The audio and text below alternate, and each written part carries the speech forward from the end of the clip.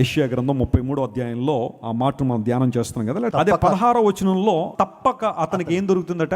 ఆహారం దొరుకును, అతని నీళ్లు అతనికి శాశ్వతంగా ఉండును. ఒకసారి మీ ప్రక్క వైపు తిరగండి, అందరూ ఒకసారి షేక్ హ్యాండ్ ఇవ్వండి.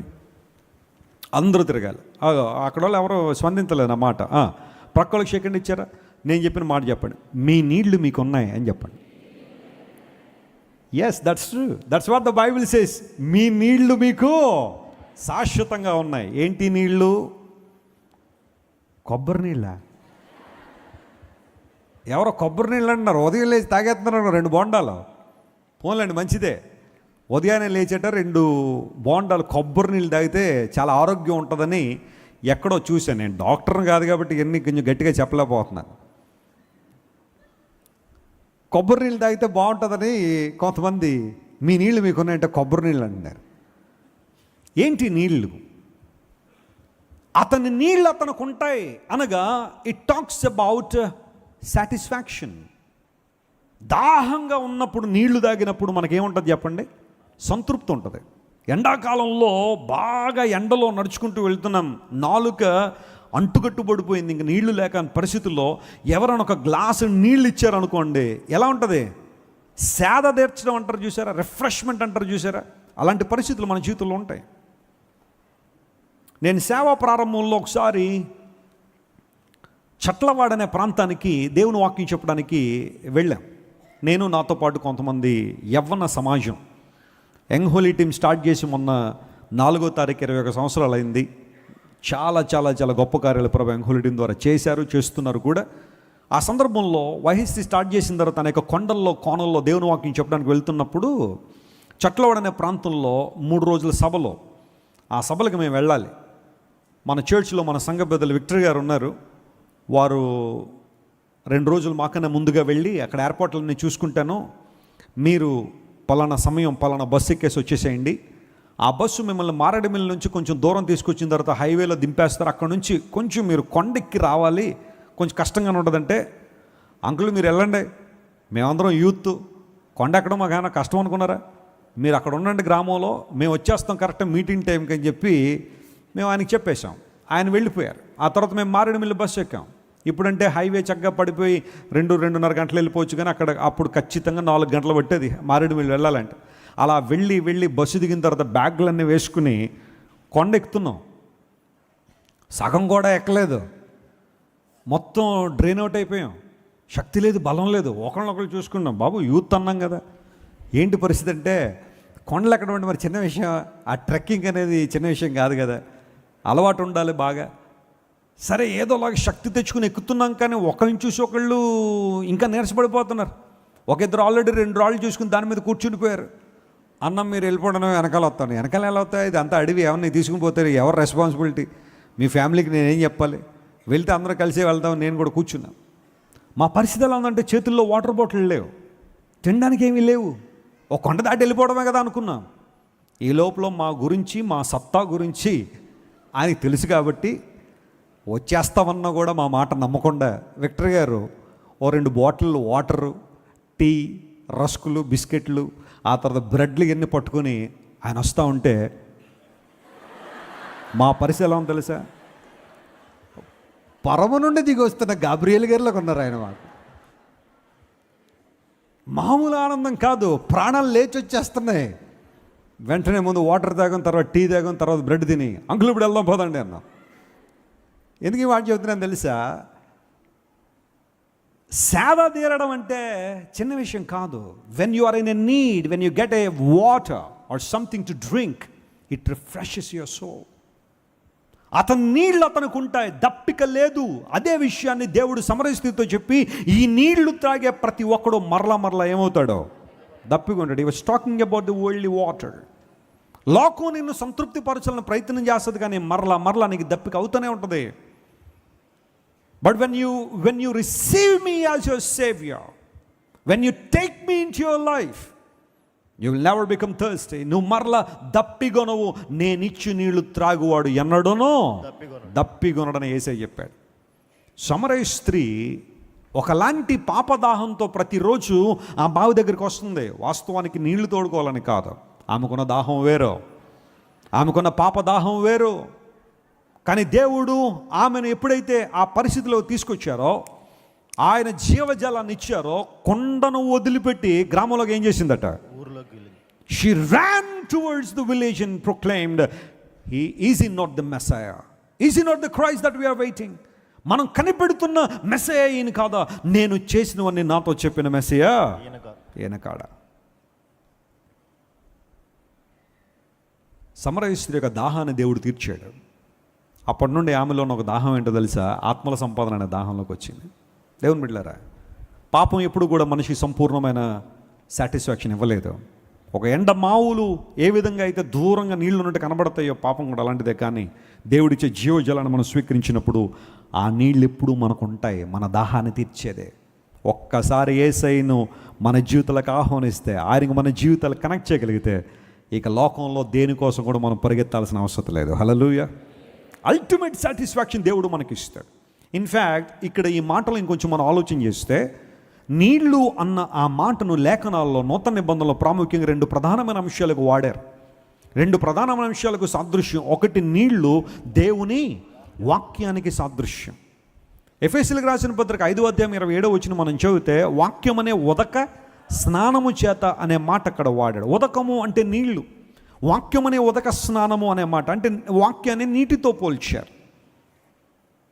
మనకు దాహాన్ని తీర్చగలిగే నీరు దేవుని వాక్యం. So whenever you sit in the presence of God like this, whenever you come to the house of God to hear God's word, దేవుని వాక్యము నీ దాహాన్ని ఏం చేస్తుంది?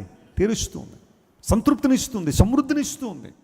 అందును బట్టి నీ యొద్ద జీవపు ఊట కలదు అని కీర్తనకారుడు అన్న కారణం ఏంటో తెలుసా? ఆయన ఆనంద ప్రవాహములోనిది వారు ఏం చేస్తున్నారు? త్రాగుతున్నారు. ఏం త్రాగుతున్నారు క్రైస్తవులు అంటే? ఆనంద ప్రవాహం అన్నాడు ఇది. అంతేగాని బ్రాందీ, విస్కీ, రమ్ము, జిన్ను కాదు ఇది. కొంతమంది ఇప్పుడు బాగా ట్రెండ్ ఎక్కువైపోతుంది, త్రాగుబోతులు పెరిగిపోతున్నారు ఈ రోజుల్లో. క్షమించండి ఇలా అంటున్నానని, ఆడవాళ్ళు కూడా ఎక్కువ తాగుతున్నారంట ఈ రోజుల్లో. ఎందుకోసమండి? ఇంకా ఆ త్రాగుడికి ఆడ మగ చిన్న పెద్ద తేడాలు కనబట్టలేదు ప్రతి చిన్నదానికి. ఎందుకే తాగుతున్నావు? బాగా ఆనందంగా ఉన్నాను సార్, సెలబ్రేట్ చేసుకుంటున్నాను. ఎందుకే తాగుతున్నావు? బాగా కష్టం ఉందండి, మర్చిపోవడం తాగుతున్నానండి. అంటే నీకు ఆనందం వచ్చినా తాగేయడమే, బాధ వచ్చినా తాగేయడమే. ఆఖరికి ఏమవుతుందంటే ఆరోగ్యం పాడైపోవట్లే, లివర్ పాడైపోవట్లేదా? త్రాగుబోతులు ఎవరైనా ఉంటే జాగ్రత్త వినండి.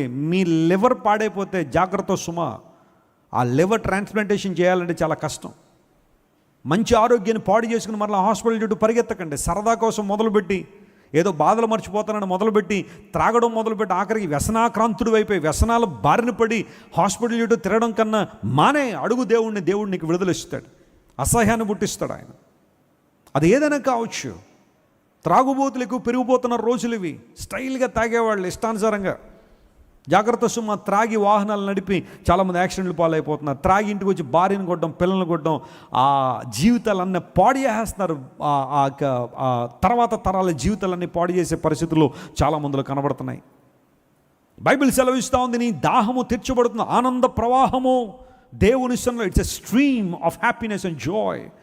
దేవుని యొక్క జీవపోటు ఉంది. ఈ జీవంలో, ఈ ఆనంద ప్రవాహంలో మనకు నిజమైన సంతృప్తి ఉంది, నిజమైన సమృద్ధి ఉంది. అదే బైబిల్ సెలవిస్తున్న మాట. అతని నీళ్ళు అతనికి ఉన్నాయి.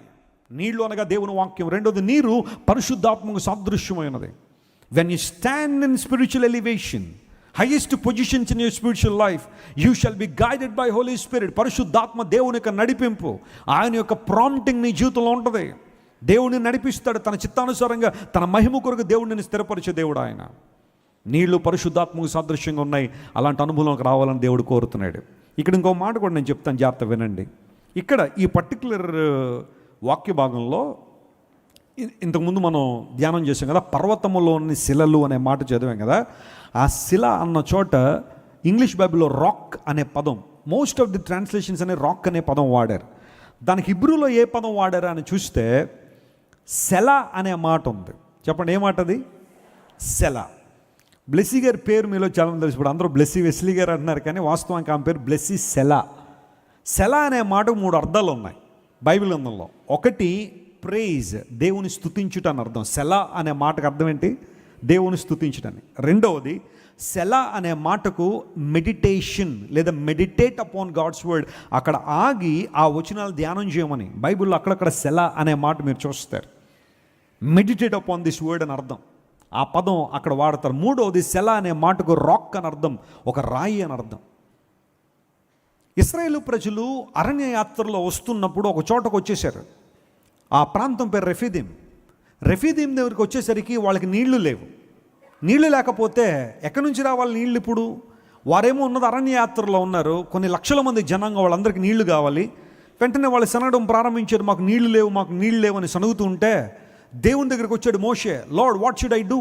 ఇంతమందికి నీళ్లు కావాలంటే ఎలా? ఒక్కొక్కరికి కనీసం ఒక 1/2 లీటర్ వాటర్ ఇచ్చినా కానీ 20 లక్షల మంది జనాంగానికి నీళ్లు కావాలంటే 10 లక్షల లీటర్లు కావాలి. ఎక్కడి నుంచి రావాలి అంత నీళ్లు? 10 లక్షల లీటర్ల నీళ్లు, అది కూడా ఒక్కసారి తాగడానికి అంత నీరు ఎక్కడి నుంచి తీసుకురామంటావు ప్రభువా? దేవుడు అన్నాడు, మోషే నువ్వేం కంగారు పడకు, లుక్ ఎట్ దట్ రాక్. ఆ సెలా అనే మాట అక్కడ కూడా వాడారు. హిబ్రూలో ఎక్సోడస్ చాప్టర్ 17లో ఉన్న ఆ సందర్భంలో ఆ రాయి చూడు అన్నాడు కదా, ఆ రాయికి సెలా అనే హిబ్రూ పదం అక్కడ వాడబడింది. మరలా దాన్ని చూసి ఆ రాతిని ఏం చేయమన్నాడు? కొట్టు అన్నాడు. ఆ బండను కొట్టు అన్నాడు. ఎప్పుడైతే మోషే ఆ బండను కొట్టాడో చెప్పండి, లక్షలాది మందికి ఏమవుతుంది చెప్పండి? నీళ్ళు వచ్చాయి. స్తోత్రం చెప్పండి, హల్లెలూయా. బండల్లోంచి దేవుడు ఏమి ఇచ్చాడు? నీళ్ళు ఇచ్చాడు. ఇప్పుడు ఈ కనెక్షన్ మీరు చూడండి. ఇక్కడ మనం చదువుకున్న యెషయా గ్రంథం 33వ అధ్యాయంలో పర్వతములోని శిలలు అతని కోట ఎగుతాయి, అతని నీళ్లు అతనికి ఉన్నాయంటే అర్థం ఏంటంటే ఒక్కొక్క బండలోంచి దేవుడు నీళ్లు మనకు రప్పించగలని సామర్థ్యం కలిగిన వాడు. స్తోత్రం చెప్పండి, హల్లెలూయా. అనగా when you stand in the high position or standing in the spiritual elevation, నీ నీళ్లు నీకు ఉంటాయి.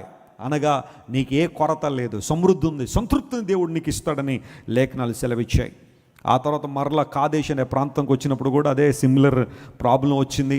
ఈసారి దేవుడు అన్నాడు, మోషే ఆ బండతో నువ్వేం చేయి, మాట్లాడు చాలు, ఇంక నువ్వు కొట్టక్కర్లా, రెండోసారి అక్కర్లా. ఫస్ట్ టైం అక్కడ కొట్టావు కదా నిర్గమకాండం 17వ అధ్యాయంలో, ఇప్పుడు సంఖ్యాకాండం 20వ అధ్యాయం దగ్గరికి వచ్చాం కదా, ఇంక నువ్వు కొట్టక్కర్లా, మాట్లాడు చాలు, నీళ్ళు వస్తాయి అనగానే మోషే గారు కొంచెం ఏం చేశారు చెప్పండి? అత్యుత్సాహం ప్రదర్శించి, సేవకుడే గొప్పవాడే కాదట్లేదు, భూమి మీద ఉన్నవారు అందరిలో మిక్కిలి సాత్వికుడే, గ్రేటెస్ట్ లీడరే, దేవునితో ముఖాముఖిగా మాట్లాడినవాడే. కానీ ఆ పర్టికులర్ టైంకి వచ్చేసరికి మరి దేవుని మాట ఎందుకు వినలేదో తెలియదు. మాట్లాడు అంటే వెళ్ళి ఏం చేశారు చెప్పండి? ఆ బండనే కొట్టాడట. దేవునికి బాధ అనిపించింది.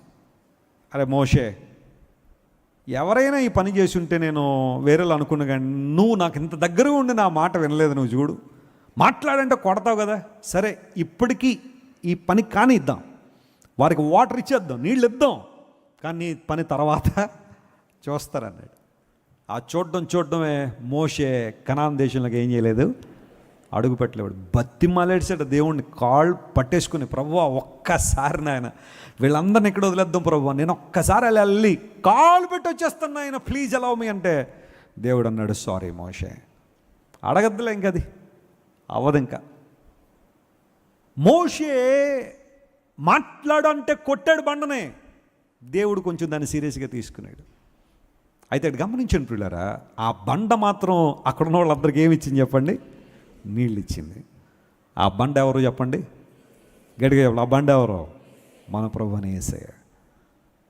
He is our spiritual rock that satisfies our lifes. మనకై చీల్చబడిన మహిమా బండ క్రీస్తే, మనకై చీల్చబడిన మహిమా బండ క్రీస్తే. చెప్పండి, ఈ బండ మన కోసం ఏమైపోయిందంట? చీలిపోయింది. కల్వరి శిలువలో యేసయ్య మన కోసం చీలిపోవడం ద్వారా, ఆయన తన ప్రాణాన్ని మన కోసం అర్పించడం ద్వారా, సిలువలో మన కోసం గాయపరచడం వలన తన దేహాన్ని నెత్తుటి చాల వలె తన దేహం అంతా కూడా అయిపోయినా కూడా యేసు ప్రభు మనల్ని ప్రేమించి తన ప్రాణం అర్పించారు. మన కోసం చీల్చబడిన బండ క్రీస్తు ప్రభు. సిలువ దగ్గర ఉన్నవాడికి లోక సంబంధ దాహం లేదు. హల్లెలూయా. వారు సంతృప్తి పొందుతున్నారు. అతని నీళ్లు అతనికి ఉన్నాయా? నీ నీళ్ళు నీకు ఉన్నాయా? ఈ ఎండాకాలం కదండి వెస్లీ గారు, నీళ్ళ కొర చాలా ఎక్కువ ఉందండి. The Bible is not talking about that water, it's a spiritual water.